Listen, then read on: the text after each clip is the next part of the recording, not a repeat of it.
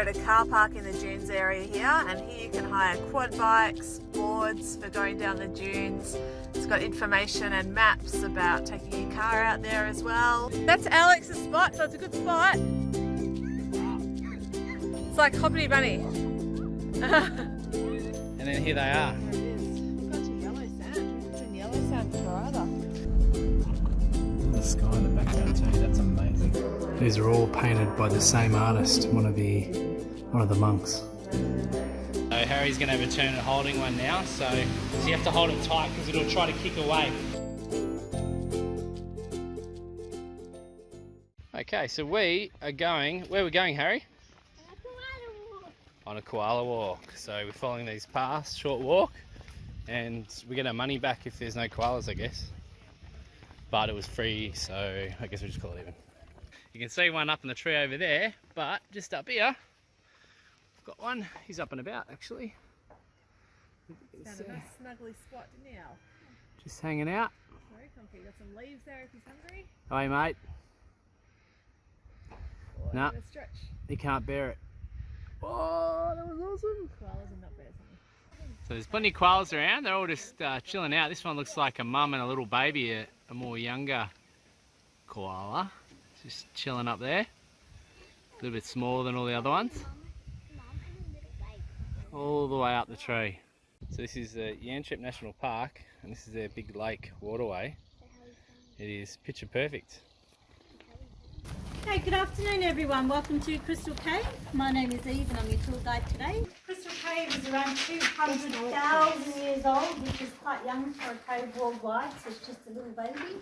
We'll be visiting 3 caverns throughout this cave, and this is the first cavern, which we call the Annex. We're approximately 9 metres underground, and the deepest part that we get to is around 13 metres underground.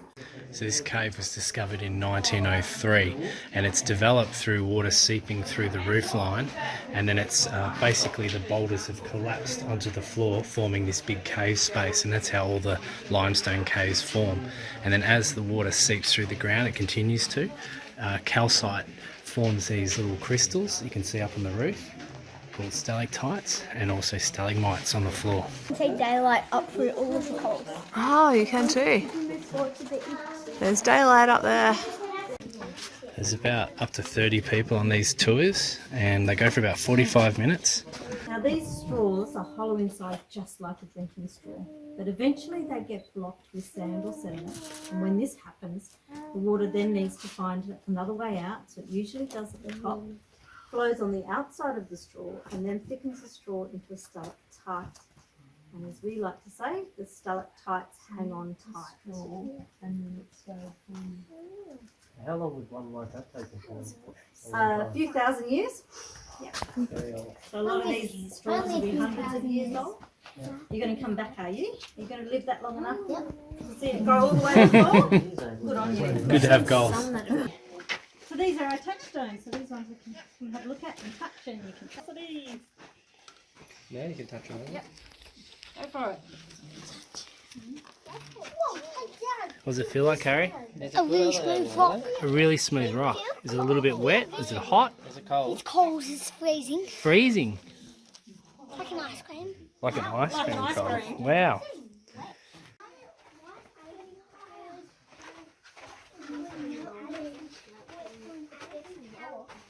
So these halactites are something new to us that we haven't seen in other caves. They actually wrap around the rock surface. So instead of just dripping down, the drop actually goes back up and around the rock. So they almost sort of envelope around the rock or wrap around the rock. Oh, they're crystals. That looks pretty, they look glittery. They're very pretty and glittery. Just having a look up here at some of the other stalactites and stalagmites. You can see the flowing one behind you. Have a look at that. Yeah. So they're just flowing down a wall. Endless white chocolate. So it's a tour. We've seen stalactites, stalagmites and halactites. We have. We're all tired out. We're heading down Desert Road and hoping to have some fun on the sand dunes this afternoon. Whoa, look at those guys. They are big.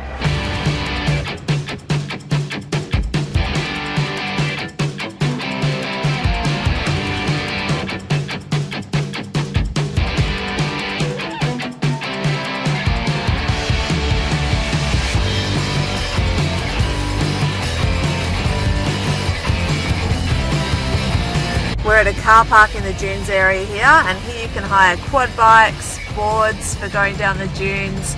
It's got information and maps about taking your car out there as well.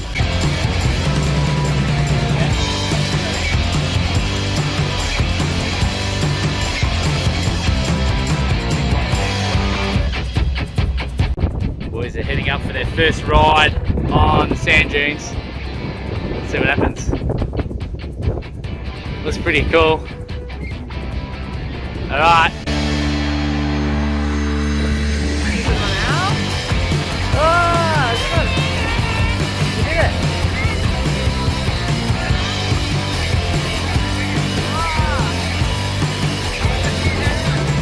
Alright, ready?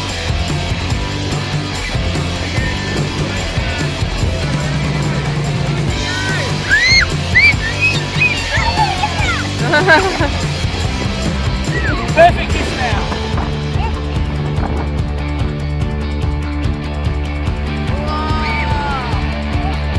We're having a great time here in Lancelin. So we've just been up and down these sand dunes.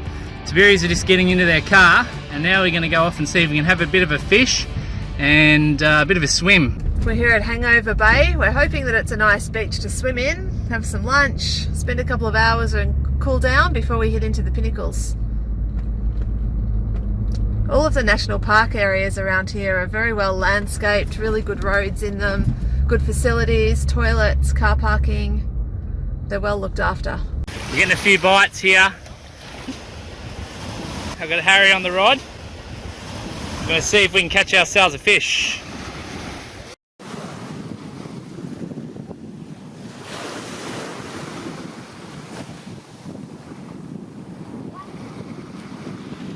So we had a bit of a fish down at Hangover Bay, and now we're going to go check out the Pinnacles Information Centre. Bit of a frenzy down at the fishing, wasn't it? It was. We caught 6 whiting, so we're going to cook those up before we move on to the next spot. And for now, we're just going to learn about the limestone pinnacles.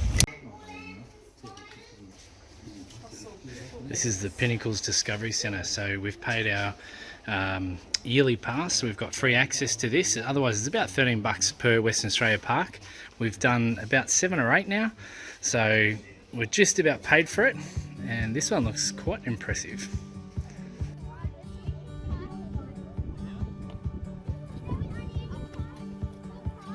You're allowed to go there? Yeah, it's like we're going to go find somewhere else. Yeah, there's a whole drive. Yeah, okay.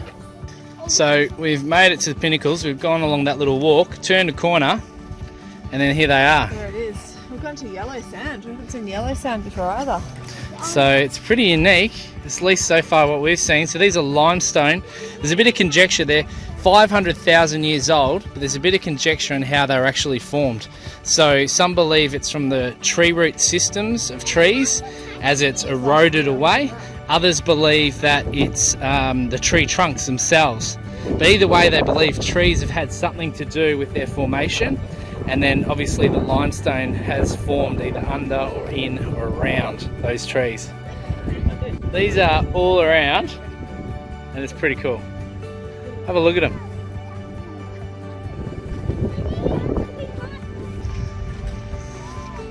Looking for the next emu foot. What on an emu walk? The next foot is over there. Yeah, that's the one that's supposed to lead us across to the next one over here. Look out there, you can see the sand dunes, the ocean, the desert, and right over back the white sand dunes. Right, Al, what have you found? These have to be twigs. Look at it. Look at that. Look at that. Look at that. What makes them tree-like? Well, this one looks completely like a tree. Like a tree stump? Yeah. A hollow tree stump? It does. Daddy, these have to be trees. Look at this. Good scientific discovery, Al. Daddy, this has to be trees. There's an ape sitting down with his arms trying to paper. We're trying to find different shapes in the Pinnacles, and you can see we've gone on this walk, a 1.2 kilometre walk. It's sort of the men out from the boys because there's no other tourists out here, so it's just us around the back, and we get to see a lot more without people. Bit of a pro tip when you visit the Pinnacles, We got here just as the information centre was closing. You don't need long to look through there and learn. There's actually a little, only tiny bit about the actual pinnacles themselves inside. There's a lot more about native animals. So when we've come out, there's people everywhere, but as the sun goes down, they all disappear. So as a result, there is very limited number of people here as the sun goes down, and the colours are just starting to come out of all the limestone and the rock.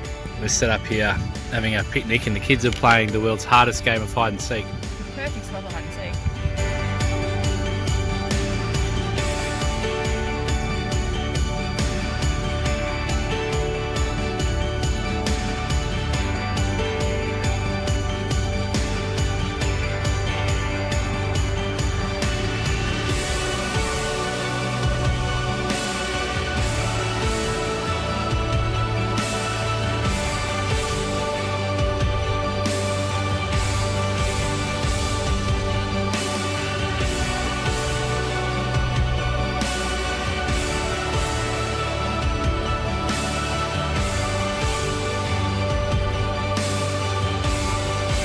So we've had our sunset dinner, and now we're just completing our drive around the Pinnacles. There's just amazing colours after sunset. You can see the red skies and the yellows, the oranges. It's just unreal, isn't it, Steph? It is, yeah, it really brings out the colours and the colour of the sand as well. It's just amazing that yellow. Never seen sand like it. We haven't seen anything like this on our trip so far, and I think the natural things are definitely some of the best things that you get to see. It's so Yeah, unusual. for sure.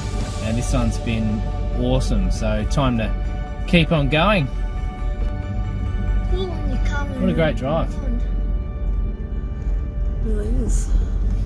We're back on the road. We're heading up out of Perth. We've had a super time in Perth, thanks to the Tiberis who joined us in Perth. It was great to have some friends along with the ride for us as well. We actually ended up following them back to the airport. We've had the last 2 weeks in Melbourne, so we broke up our trip. We put our van into storage, put the car at the airport, and caught planes back to Melbourne and back again to catch up with some friends. But the real reason we were back was a surprise family wedding, which was pretty good. It was, yeah, great to be there for that. We had a new baby a few weeks ago as well, so we got to have some baby cuddles. It was Easter, so we got Easter with our family. We jam-packed a stack back in Melbourne. We're actually exhausted. We're looking forward to get back on the road. There's a lot that happens on the road, but we're looking forward to pulling up somewhere in the next few days and just having a really good rest. So we've just pulled in before we head off this morning and checking our tyre pressures in both the van and the car. They've been parked for a couple of weeks, so they have gone a little bit flat from being parked, but they do just tend to over time anyway, so it's a good thing to check regularly. So we've done the tyres on the van on that side, just doing around the other side. Got those in. So these ones are a maximum of 340 kPa. Different measurement to what we're used to. We're used to PSIs per tyre, so they were just a little bit under. Not too bad, but we'll get them up again. Yeah, the cars, we've pumped that right up as well to 55 in the rear PSI and 50 in the front. So we've got the onboard pump that we can use anytime with the batteries in the car, but when we were doing quite a few like this, it was just easier to pull into a service station, do it while we grab some petrol. So first stop, we are at New Norcia. So this is the visitors centre. We've been in and purchased our passes for the tour, so we're going to do the 1:30 tour. Goes for 2 hours and takes us around telling us about the history of New Norcia, as well as taking us into some buildings that wouldn't otherwise be accessible. That's a win. Awesome. So we've gone on the New Norcia walking tour, and there's only 6 of us, and we've ended up on a buggy. So we are going around the grounds on a golf cart. Pretty good, Jen? So this is the main cloister. This is always kept private for them because this is where the 11 monks live. The statue in front belongs to the statue of Saint Benedict, the founder of the order. The statue of Saint Benedict used to stay in St. Mary's Cathedral in Perth because the oldest portion in that cathedral was built by the Spanish monks too. Majority of the monks will sit on the corner. The upper members of the monks, corner members of the monks. So this painting here, Our Lady of Good Counsel, actually played a part in a bushfire a long time ago. It was placed out in the path of a bushfire by the monks, and just as immediately as they placed it there, the fires receded, and the Aboriginal people were stunned and said, wow, these guys are onto something. I want to learn about the religion that you're following, because we've never seen that before. So this is the very painting. And then the art gallery was on the first floor. You have the original chapel in 1986. Do you know that? Have you seen it in the museum? We were robbed. They slashed 26 paintings out of the frame. This is a replica of the 26 painting of the 26 that was stolen, 25 are recovered, and this one, which was actually much bigger than this, was cut into pieces to hide their tracks. They couldn't steal it and take it back into Asia where they were taking it to sell. So they have painted a replica, which is available here. Ordinarily, you'd say, wow, what a small house to live in, but the fact that we're travelling around Australia in a caravan, this is surprisingly spacious, Steph. This could work. This could work. They closed this. The mill? Yes, anyone guess? 74. More. 1950. The most common guess here would be in the 70s. So that's about 100 years. But it's wrong. More. Unbelievably, this was just closed in 2008. 2008. Yes, because of uncontrollable termite infestation. These are the abbots. So the first 4 abbots were actually sent out from Spain, and then after the first 4, they then were able to have their own abbot from here in Australia. And in actual fact, the little girl here, 7 years old, still works here at the monastery in the kitchen. One of the original residents here. She's a kitchen hand, and these are the Australian abbots ongoing. So St. Joseph's was the place for girls, and St. Mary's was a place for boys. So during the stolen generation, this establishment here was one of the places that children were taken to from their homes all around Western Australia.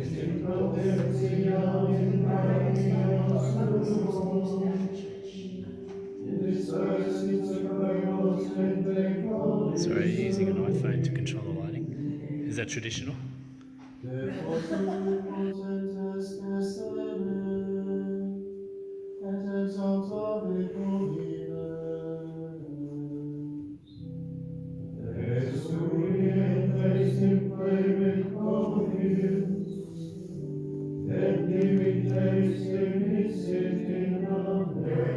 These are all painted by the same artist, one of the monks.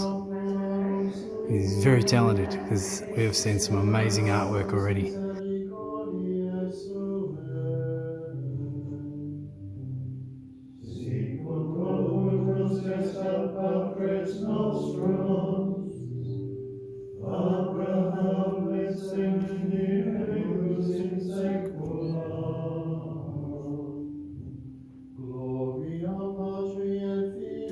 We've just finished the tour now. We've finished inside here at St. Gertrude's, which is the girls' boarding school for white girls. There was a separate one for Aboriginals, separate one for Aboriginal boys, Aboriginal girls, and obviously white boys as well. And you can just see all this artwork up here, how beautiful it is, and it's all painted by one of the monks. We're just coming into the monastery here in Norcia, and you can join the monks to pray throughout the day. They have 7 sessions that they pray, and we're coming into the 6:30 session, which apparently includes a Gregorian chant as well. So we're not allowed to take photos in there, so we'll let you know how we go after that. So this is our low-cost camp here in New Norcia. So they have the football oval here that you can just park up on. So you can see we've got just the drive up, a minimum set up today. We've had the car, I've turned the car on, warming up, ready to go to our next site. So using this as your base, you can explore New Norcia and all the old monastery, the buildings, the different churches, go on the tour, go and see the museum. There's plenty of room here to run around. Nice, massive, flat space, which is good. There's only 3 other campers here with us at the moment. And we're about to head off to our next stop, but not bad for $10. This is a bit of a daddy treat, this one. We are going to the Lobster Shack. So I've been looking forward to this one, tasting some lobster. A lot of Australia's lobsters come from here, out of Savannies. We're gonna go check it out. So this is the Lobster Shack, and we've set up, we're gonna have something to eat, and then we're gonna go on a bit of a tour. It's very popular with local and international tourists. It's got a pretty cool sea sort of vibe to it. So plenty of seating outside and in, and we're going to go out on the deck. Apparently there's some seats out here. We can look out over the water. B. Look at you. Definitely be me. So Harry is showing us how to get meat out of a lobster. I've eaten the main tail bit, and Harry said, "Can I have a look at that?" And he is pulling out every piece of meat in the legs, aren't you, buddy? Enjoying it. How's the lobster? So we've had something to eat, and now we're going to go in and check out the factory tour. You nearly there. All right, up the front, boys. Jump in a bay.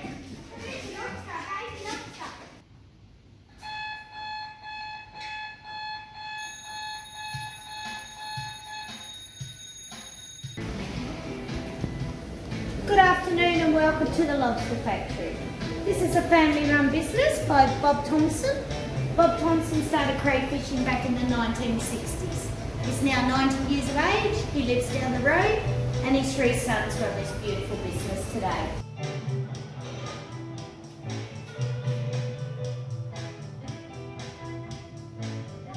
Welcome to the Lobster Shack. So to start the tour, we've watched a bit of a video up here on the screen, and we've now been handed one of these devices. So it's a self-guided audio tour. So the boys are just listening to number 1. As you move around, you can see there's a number up there. You press the button and it tells you all about what you're about to see. So we're going to do that now. Wow. Just wait back, boys.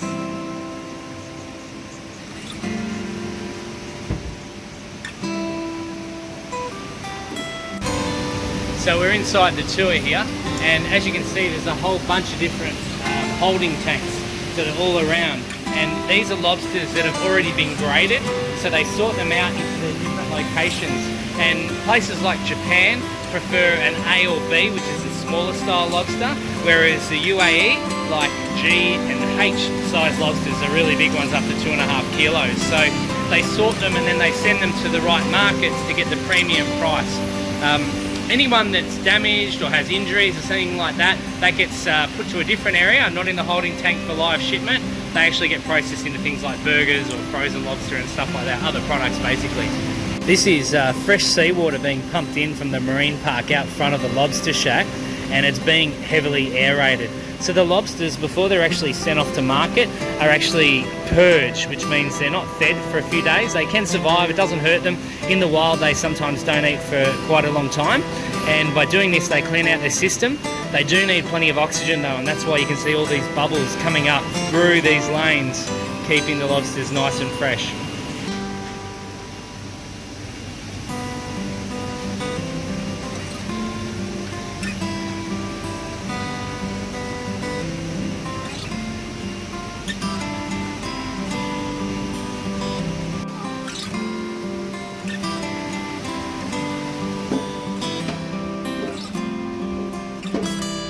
Straight ahead. I think they're alive, mate.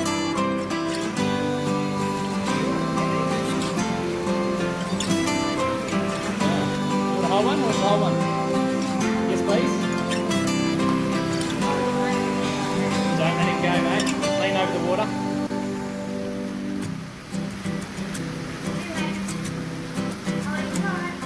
That's it. Got him tight, mate? Cool. See him moving?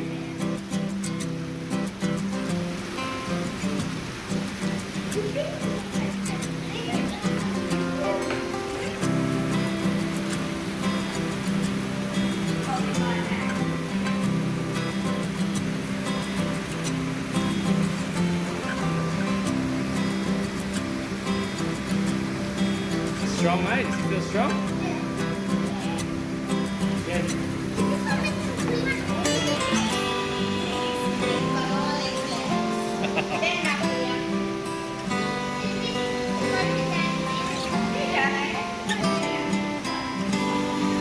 Not there.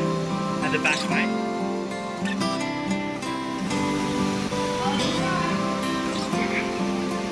He is. Is he heavy? I'd like to catch one of them.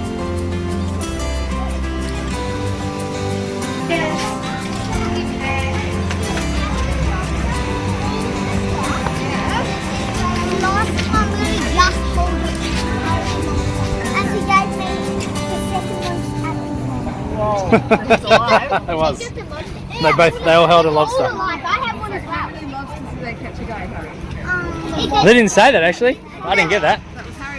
$600 million worth a year though is the industry. Yeah, well, I think there's enough people in it. All right, let's go.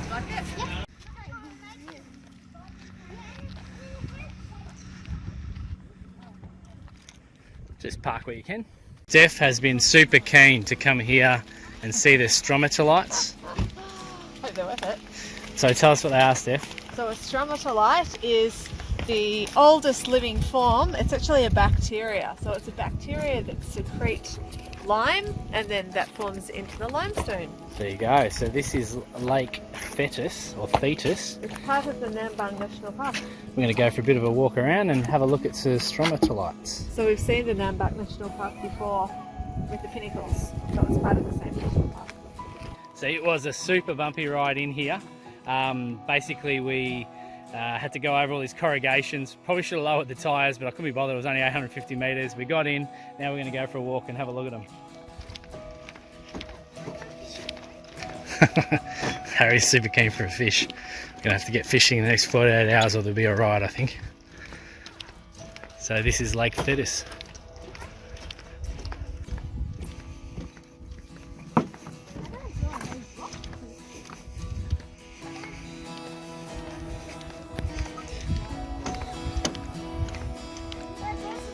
That's them.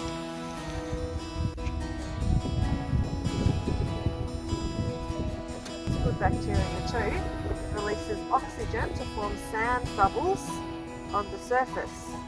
And that's how the limestone bed is formed. Yeah, I don't know how much fish there. There was a little fish there. Okay, I was going to say I don't know how many fish are out there, but there's a little one. Harry is particularly keen to go fishing, and that didn't help. There's actually two forms here. There's the stromatolites, which are layers, they have lines, and thrombolites, which are more clumps of limestone formed together. So we're just trying to work out which one's which. So Apparently there's both here, but I reckon a lot of them look like thrombolites. yeah, we can see, well, these ones look like they've got layers, whereas the ones that are dry over here definitely look more clumpy. So if you look over this side, they're more like when you make rolls or bread. Is that on that side? Exactly that. We could make bread like that. That's clumpy. And these ones might be layers. So that's it. We've done the Wheatbelt area. We didn't quite get into Wave Rock. That was going to be about a 400-kilometre detour for us. We heard bad feedback, disappointing feedback from people that had done it. We were talked out of it, given that we weren't going past. And it's a long way, it is a long way out there, and you can cut through to Perth, but we've taken the Walpole and the southwest route, which we were really happy with. But we thoroughly enjoyed everything else that we've done in the area. Pinnacles, obviously a highlight. They're fabulous and really unique. Yep, onto Cervantes, checking out the lobster capital of Australia, and then finally learning about the Stromatolites. And now we head upwards towards Geraldton to go to, I guess, Coral Bay. Coral Bay area. I look forward to some beaches again. Make sure that you subscribe to our channel so that you get notified of any new videos, and on our Facebook and Instagram as well.